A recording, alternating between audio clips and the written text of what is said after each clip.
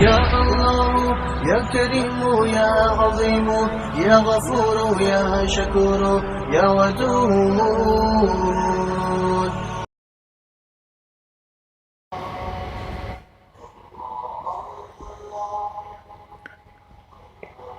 ایمان دراصل کلمے کو زبان سے ادا کرنے اور دل سے اس کی سچائی کی گواہی دینے کا نام ہے۔ کلمے کی ادائیگی میں انسان یہ شہادت یعنی گواہی دیتا ہے کہ نہیں کوئی معبود ماں سوا اللہ کے اور محمد صلی اللہ علیہ وآلہ وسلم اللہ کے بندے اور رسول ہیں۔ یہ الفاظ ادا کرنے کا مطلب یہ بھی ہے کہ ادا کرنے والا ان چیزوں میں یقین رکھتا ہے۔ ایک اللہ کی وحدانیت، صفات، موجودیت اور قدیم ماننا۔ دو تقدیر میں یقین رکھنا۔ تین فرشتے۔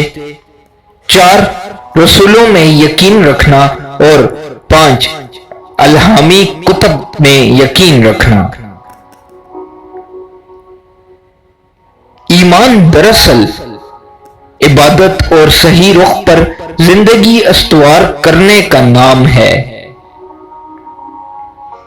اسلام کی تعلیمات کے مطابق اللہ تعالیٰ کے بے شمار اسماء اعظم مطلب ناموں میں سے ایک نام الحق بھی ہے، جس کا مطلب ہے سچائی۔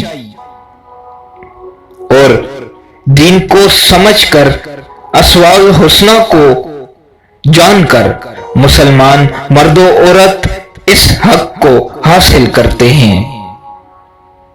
اس لیے مسلمان کہتے ہیں کہ اسلام دین حق ہے، اور یہ سب باتیں اسی کی خماز ہیں۔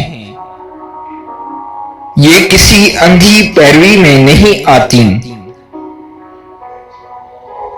دنیا میں ایسے مذاہب ہیں جس کے ماننے والے کہیں بتوں کی پوجا کرتے ہیں تو کہیں پیغمبروں کو اللہ کا بیٹا بنا کر شرک کا ارتکاب کر دیتے ہیں، اور ایسے گرے ہوئے لوگ بھی پائے جاتے ہیں جو کہ ابلیس العین کی پوجا کرتے ہیں۔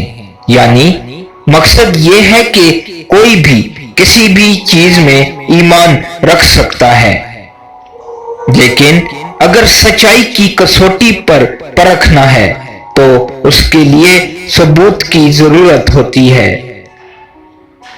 یہاں یہ سوال پیدا ہوتا ہے کہ جب ہر انسان اپنی سوچ کو ہی درست سمجھتا ہے تو پھر مسلمان اور دوسروں میں فرق کیا ہے؟ جیسا کہ پہلے بیان کیا گیا ہے کہ اسلام سچائی کا دوسرا نام ہے، اور مسلمان کا ایمان سچائی پر یقین کرنا ہے۔